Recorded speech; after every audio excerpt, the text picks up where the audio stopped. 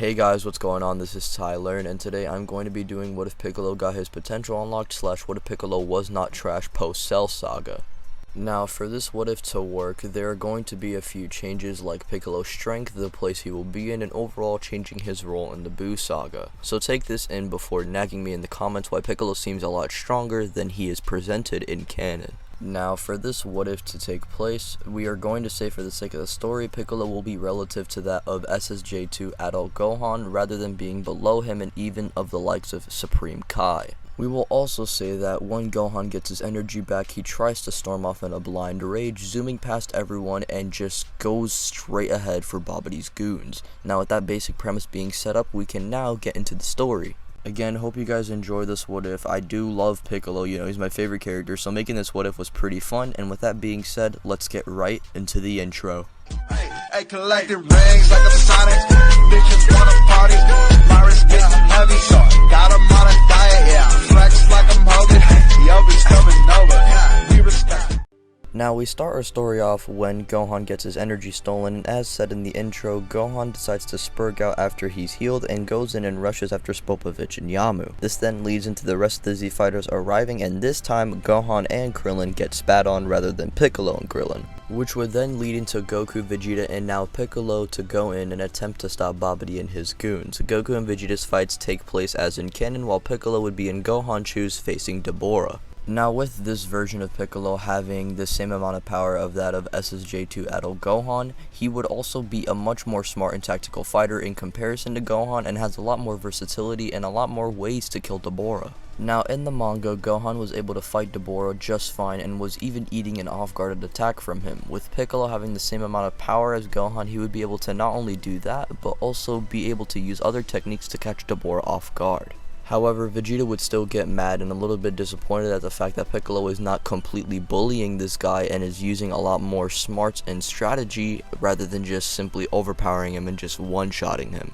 I would say in the manga at least, SSJ2 adult Gohan is relatively above Dabura, but he can't just simply one-shot him and then Dabura dies.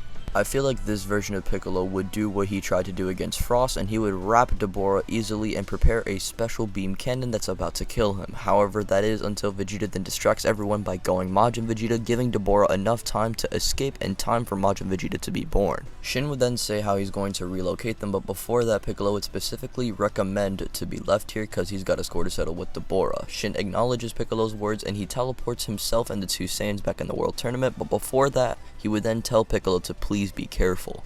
As soon as the three then teleport out of Babadi's hideout, Piccolo would then lift his hands up and he would then cast a super explosive demon wave, destroying Babadi's hideout and almost destroying Babidi himself, but luckily Dabura rescues him in time. Piccolo would eventually catch up with Dabura by using most of his power, and Piccolo and Dabura would then pick up from where they left off, and Piccolo now knows, because he is actually a lot more fatigued than Dabura himself, he knows he needs to use most of his power to try and off-guard Dabura. Piccolo at the start was just as strong as SSJ2 adult Gohan, who was handling Dabura just fine, but due to Piccolo using most of his energy, he's having a lot more of a harder time against him, and when Shin arrives back, Shin would suggest to Piccolo to be healed up by him, and at that point Piccolo would then use an after image technique to confuse Dabura, and while the real Piccolo gets healed up by Shin. Piccolo now feels refined and he now knows what to do. At that point, he then summons more after images against Dabura, and Dabura takes down each after image one by one while the real Piccolo is actually hidden from the crowd. It would get to a point to where Dabura is getting very frustrated, and with the wave of his hands he eliminates all the after images except for the real Piccolo, which just so happens to not be in the crowd anymore. Yes, the real Piccolo is now in the air and he's now charging at Dabura with a full powered light grenade. He would then rush at Dabura while he's charging the light grenade, and as it's about to be ready, he would then blast it at Dabura point blank range, catching Dabura off guard and completely atomizing him, defeating him. And with Babidi being the only one left alive, Piccolo would chop him in half, and Shin would just finish him off by getting rid of the remains of Babidi and would get rid of the remains of Dabura. So with that being said, the duo would then be defeated. However, at this point, Buu would already be revived thanks to Majin Vegeta and Goku's fight, and at that point Majin Vegeta would still knock out Goku, but before he arrives to the battle scene, Piccolo and Shin would try their best to try and defeat Majin Buu. And on their way to go and defeat Majin Buu, they would immediately encounter Gohan and Krillin. Piccolo and Gohan both know that they're the only ones who have any chance against Majin Buu, even though their chances are very little, and so Gohan and Piccolo decide to work together, firing a comboed Masenko, which would actually damage Majin Buu seemingly, but he would just quickly regenerate, and he would then body slam Piccolo, and Gohan would be kicked into a near mountain. After this, Shin tries to fight and he gets bodied, as he then tells Krillin to grab Gohan, who got kicked away, and get out of the area as fast as possible. Krillin does so and he brings the beaten Gohan to the lookout, but before that he would then question Shin, just shouting to him as to what's going to happen to Piccolo, and Shin simply says not to worry, as Shin would then grab Piccolo's body and quickly shout "Kai Kai!" as Buu is seemingly about to finish them off. Piccolo and Shin would then vanish out of thin air as Krillin and Gohan quickly fly to the lookout as fast as possible. At that point, Buu is getting ready to chase him down, but Majin Vegeta would then intercept, and Majin Vegeta vs Majin Buu takes place similar to in canon. The only change here is that when Gohan is brought to the lookout, Dende would heal him and he would sense Goten and Trunks near Majin Vegeta vs Majin Buu, and he would quickly fly down, rescue Goten and Trunks after Majin Vegeta knocks them out. And Vegeta would simply tell Gohan to get the boys out of here, and there's no way he can try and talk him out of this. At that point, Gohan would then accept this, and he would rush out of the area with Goten and Trunks as fast as possible. Vegeta would then sacrifice himself, and Gohan would see if Majin Buu is actually defeated, but once he quickly regenerates, he would fly to the lookout as fast as possible, and this would lead into Goku waking up, announcing Vegeta and Piccolo's death. Krillin would say how Shin did say that he had an idea, but I guess Majin Buu must have killed him immediately before he can try and execute it, and Krillin, Gohan, Chi-Chi, and Bulma are especially sad. Also Trunks and slightly Goten, because Goten does know how much Gohan cared for Piccolo. At that point, Goku would then tell them about the Metamorph Fusion dance, and Gohan would be the one trying to teach him it once Goku goes out and fights Majin Buu and uses his last time on Earth, or his last remaining time on Earth, showing the boys Super Saiyan 3. He would then go to the afterlife, and he would actually head to the Kai world, where he would actually see Shin, Kibito, and Piccolo. Goku is actually shocked at the fact that Piccolo managed to survive, and Piccolo would then say, well, it's all because of Shin. At that point, Piccolo would then lift up the Z-Sword, which would eventually break out, and Piccolo would be training with the Z-Sword, and Piccolo would still try and attempt to slice the Kachi block, but the Z-Sword would then break, releasing the Elder Kai.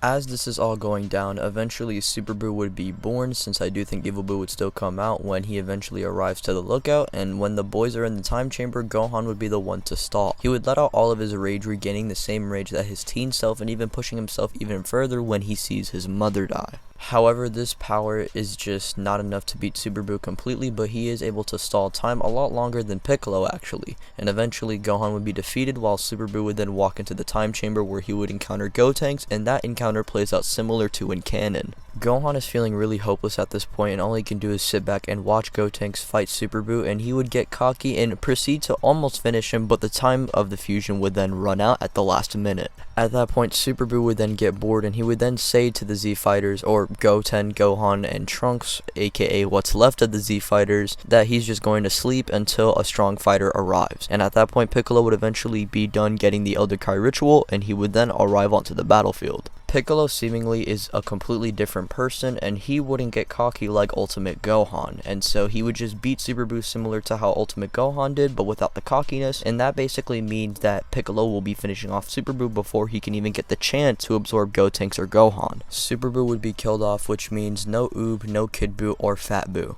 With this happening, the Buu saga would conclude early, with all the people that Buu and Majin Vegeta killed being brought back to life, and the only ones who are staying dead are Goku. The reason why is because he has no reason to come back, because Earth seems pretty safe. Now, during these 4 years of peace, because as we all know, after the Buu saga there will be a 4-year peace gap, Piccolo would be training Goten and Trunks very hard, along with training Gohan eventually. Wait, Gohan? He's gonna be training? Yes, the reason why is because he felt completely hopeless in the Majin Buu saga, and he also doesn't want the thing that happened to Chi-Chi happen to other people around him, because Gohan, even letting out his rage, wasn't strong enough. He knows he needs to keep up his training now. With that being said, Goten and Trunks would actually master their Super Saiyan forms a lot earlier, and they would even unlock the likes of Super Saiyan 2, but not completely master it, and as for Gohan, he would master Super Saiyan 2. Now with that being said, we can now move on to the Battle of God saga, which Piccolo wouldn't really change. The only thing that would change is that Beerus is fighting a much more powerful Piccolo, but Piccolo would still get bodied. However, Beerus and Whis are impressed of his power.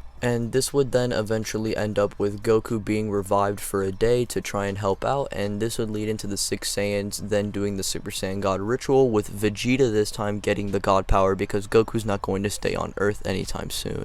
Vegeta would be scrapping with Beerus, and eventually he would absorb the God Ki into his base, and this would satisfy Beerus to the point to where he would spare Earth, and eventually Vegeta would even try and convince Whis to train him.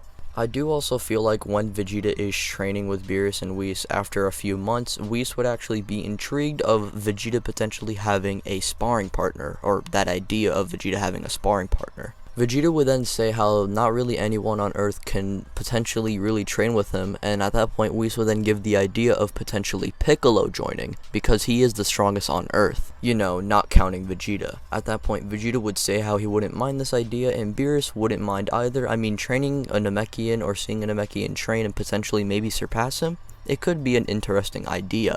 However, ladies and gentlemen, this is where I leave it off to you guys. Yes, you guys. We haven't done this in a while. Does Piccolo go off and train with Beerus and Whis? Yes or no? Leave it down in the comment section below, and basically if you say yes, Beerus would then say, you know what, let's get Vegeta a sparring partner and let's get Piccolo. If you guys say no, Vegeta won't have a sparring partner and he will be training alone. Both sides could be consequential to the story, so be sure to vote carefully. With that being said, this is where we're going to be leaving part 1 off, and thank you guys for watching. My name is Tylearn. Peace out. Bye.